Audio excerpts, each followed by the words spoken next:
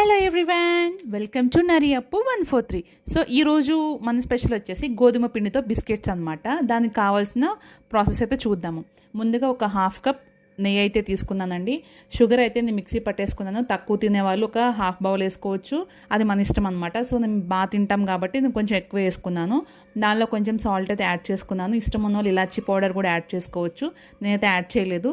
ఇప్పుడు వీటిని మిక్స్ చేసుకోవడానికి కొంచెం గోరువెచ్చగా ఉన్న నీళ్ళు ఒక హాఫ్ బౌల్ వేసి దాన్ని మంచిగా తిప్పుతూ ఉండాలన్నమాట.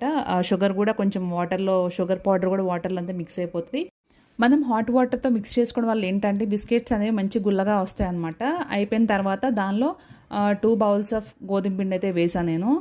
మంచిగా వేసిన తర్వాత గుర్తుపెట్టుకోండి, ఇక్కడ మనం చేతితో గట్టిగా చపాతీ పిండిలాగా అయితే పిసకకూడదు. జస్ట్ మన ఫింగర్స్తో, జస్ట్ పైపైన అలా ఫింగర్స్తోనే మనం పిండినంతా కలుపుకోవాలన్నమాట.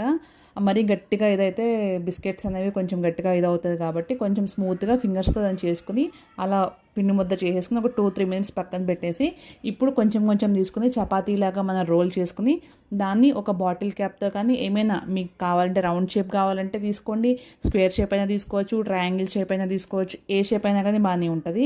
నేనైతే సర్కిల్ షేప్ అయితే చేస్తున్నాను అనమాట, రౌండ్గా. దానికోసం బాటిల్ క్యాప్ని అయితే యూస్ చేస్తున్నాను నేను.